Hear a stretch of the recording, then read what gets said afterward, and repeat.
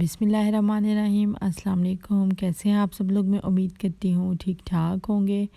तो जी आज की जो रेसिपी है वो है जी पिज़्ज़ा डो पर। तो आज मैं आपको सिखाऊंगी कि पिज़्ज़ा डो जो है वो किस तरह से बनती है एक परफेक्ट तरीके से। लोगों का असल में ये एक परसेप्शन बन गया हुआ है कि जो पिज़्ज़ा डो है वो बहुत ही मुश्किल है उसको गूंदना, मगर ऐसा नहीं है। हकीकत में पिज़्ज़ा डो बहुत ही आसान है गूंदने में, जिस तरह के नॉर्मल आटा गूंदते हैं। पिज़्ज़ा डो के लिए जो कुछ चीज़ें हैं रिक्वायर्ड होती हैं इंग्रेडिएंट्स, उनमें से सबसे मेन इंग्रेडिएंट है ईस्ट, जिसका एक्टिवेट करना बहुत ज़रूरी होता है और जिसको सिर्फ़ और सिर्फ गर्म पानी में ही एक्टिवेट किया जा सकता है। तो एक नीम गर्म पानी में हमने 2 टेबलस्पून जो है वो ईस्ट को ऐड करना है और साथ में हमने शुगर की जो पाउडर है उसको ऐड करके हमने इसको 10 मिनट का स्टे दे देना है, जिससे कि पिज़्ज़े की डो बहुत ही शानदार बनेगी। पिज़्ज़े की डो की मेजरमेंट के लिए हमें मुनासिब सा 1 कप, एक मीडियम साइज़ के पिज़्ज़े के लिए मैदा इनफ है। मैंने 2 पिज़्ज़े बनाने थे, इस वजह से मैंने 2 कप ऐड कर दिए। आप अपने हिसाब से कर सकते हैं, ठीक है। उसके अंदर जाएगा 1 टेबलस्पून बेकिंग पाउडर, ठीक है। 1 टीस्पून उसमें जाएगा नमक और इन दोनों चीज़ों को हमने तीनों को बल्कि अच्छे से मिक्स कर लेना है। जितनी परफेक्ट तरीके से आपने डो बनानी है उतने ही परफेक्ट तरीके से आपने क्वांटिटीज़ को मेजर कर लेना है अपनी चीज़ों की।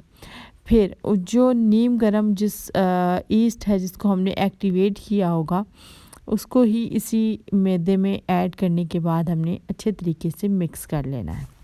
जब ये अच्छे तरीके से मिक्स हो जाएगा और हमें ज़रूरत पेश आएगी मज़ीद पानी की, मज़ीद पानी भी हमने नीम गर्म पानी ही इस्तेमाल करना है। नीम गर्म पानी अगर हम इस्तेमाल नहीं करेंगे तो हमारी ईस्ट नहीं फूलेगी। हमें इस डो की गुंदाई के लिए ईस्ट का जो मिक्सचर हमने पहले बना लिया था नीम गर्म पानी में वो बहुत ज़रूरी है। अगर वो उस तरह नहीं करेंगे तो हमारी ईस्ट एक्टिवेट नहीं हो पाएगी। दूसरा इसका जो सबसे मेन रीज़न है ना फूलने का, वो ईस्ट वो वाली है जो हम पैकेट में इस्तेमाल करते हैं और उसको हम हाफ़ इस्तेमाल करके जो बाकी हाफ़ बच जाती है वो हम ऐसे ही खुली छोड़ देते हैं। हमें इसको अच्छे तरीके से टर्न करके इस पैकेट को इसके ऊपर कुछ रबड़ वगैरह लपेट के, ताकि हवा जो है वो इसके अंदर शामिल ना हो सके। हवा जब इसके अंदर शामिल होती है तो ईस्ट का सारा असर ख़त्म हो जाता है। एक ये भी बड़ी वजह है जिसकी वजह से आपकी नहीं फूलती डो। इसके बाद है जी विंटर और समर में डिफरेंट टाइमिंग्स होती हैं ईस्ट मैदे के फूलने की, डो के फूलने की। विंटर में ये ज़्यादा टाइम लेती है 4 से 5 घंटे, जबकि समर में ये 1 घंटे में ही तकरीबन फूल जाती है, ठीक है। इसके बाद जी अब मैं आपको ये बात बताऊंगी कि इसके फुलाने के लिए हमने 4 से 5 घंटे ले लिए क्योंकि सर्दियाँ चल रही हैं। इसके ऊपर ऑयल की जो टॉपिंग है वो भी लगाना बहुत ज़रूरी है, ताकि ये इसके ऊपर एक सख्त लेयर जो है वो ना बैठ जाए, ठीक है। अब आपने क्या करना है कि 4 से 5 घंटे बाद, चूँकि सर्दियाँ हैं, तो आपने इसको चेक कर लेना है। अगर ये अच्छे से फूल गई होगी, कमाल की फूली है ये, तो आपने इसको दोबारा से अच्छे तरीके से गूंद लेना है, ताकि इसमें से जो एयर बबल्स इसके अंदर बन गया है, हवा इकट्ठी हो गई है, वो सारी हवा निकल जाए, ठीक है। ये भी एक इसका मेन पॉइंट है। आपने देखा होगा कि जो अमूमन पिज़्ज़े की जो डो है उसके ऊपर 2 किस्म की टॉपिंग्स हुई हुई होती हैं। एक होता है पिज़्ज़े की जो डो है उसके ऊपर लगता है पिज़्ज़ा सॉस, उसके ऊपर जाती है चीज़ के ऊपर करते हैं टॉपिंग और टॉपिंग के ऊपर फिर से करते हैं चीज़। अब मैं अगर चीज़ की बात करूं तो मोज़रेला और चेडर चीज़ यूज़ होती है। जो चेडर चीज़ होती है वो टेस्ट में बहुत अच्छी होती है, जबकि जो मोज़रेला चीज़ होती है उसकी वो जो तारें हैं वो बनती हैं। इसलिए ये दोनों ही इस्तेमाल होती हैं हर पिज़्ज़े में, ठीक है। अब इस तरीके से जब ये अच्छे तरीके से हम इसको गूँद के इसकी सारी बबल्स एयर बबल्स जो है वो रिमूव कर देंगे और ये शानदार सी फर्म सी जो है एक डो जो है वो रेडी है, ठीक है। अब बारी आ जाती है बेकिंग की। अगर मैं बात करूँ बेकिंग की तो 2 तरीके से बेकिंग की जाती है। एक बेकिंग होती है अवन में और एक बेकिंग होती है चूल्हे में। मैं आपको ये बताती चलूँ कि जो सबसे बेहतरीन बेकिंग होती है वो चूल्हे पे होती है, पतीले में, नॉन स्टिक के पतीले में या किसी भी दूसरे पतीले में। बेकिंग का जो मेन मकसद है वो सिर्फ हीट देना है। किस तरीके से हीट देना है वो अब आपने खुद डिसाइड करना है। अवन में हीट देनी है इसको या फिर चूल्हे पे। मगर मैं फिर से बयान कर दूं कि जो चूल्हे की बेकिंग है वो सबसे ज़्यादा ज़बरदस्त है। इसके अलावा उससे पहले मैं एक और चीज़ आपको बताती चलूँ, जो सांचा है वो कोई भी आप इस्तेमाल कर सकते हैं। प्लास्टिक का, लोहे का, इवन के सिल्वर या स्टील का भी आप सांचा इस्तेमाल कर सकते हैं। इसमें भी कोई पाबंदी नहीं। हर सांचे में ये बेहतरीन रिज़ल्ट देगा, कोई मसले वाली बात नहीं।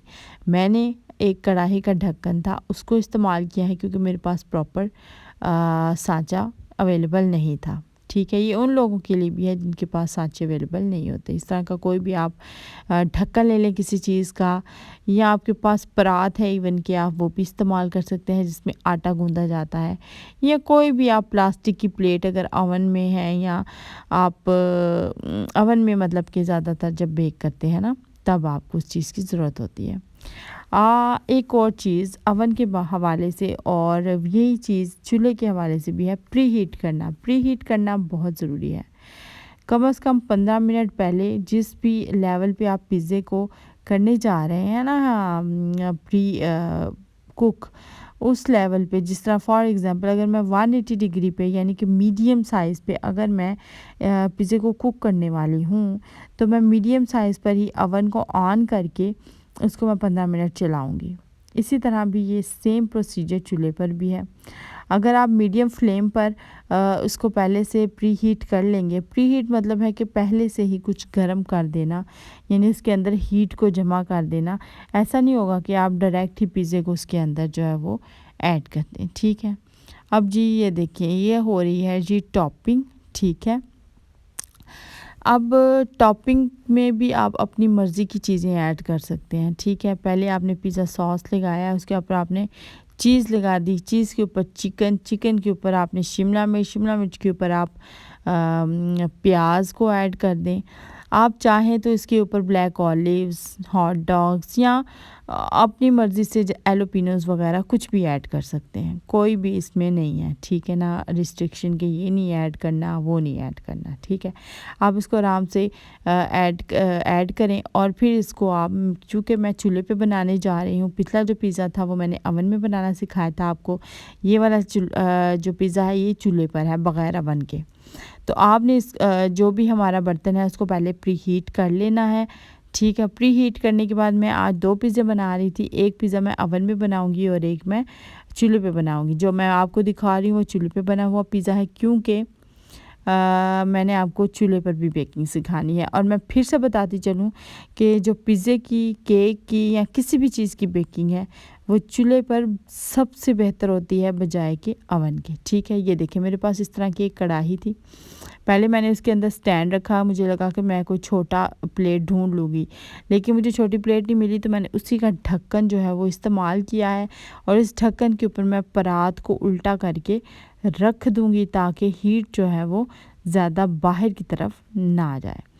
ये देखिए जी इस तरीके से अब मैंने इसके ऊपर परात दे दी है। मेरा कैमरा थोड़ा हिल रहा था, देखें, चलें इस तरीके से हमने देखे। अब सिर्फ 15 मिनट में हमारा पिज़्ज़ा जो है वो बिल्कुल रेडी है।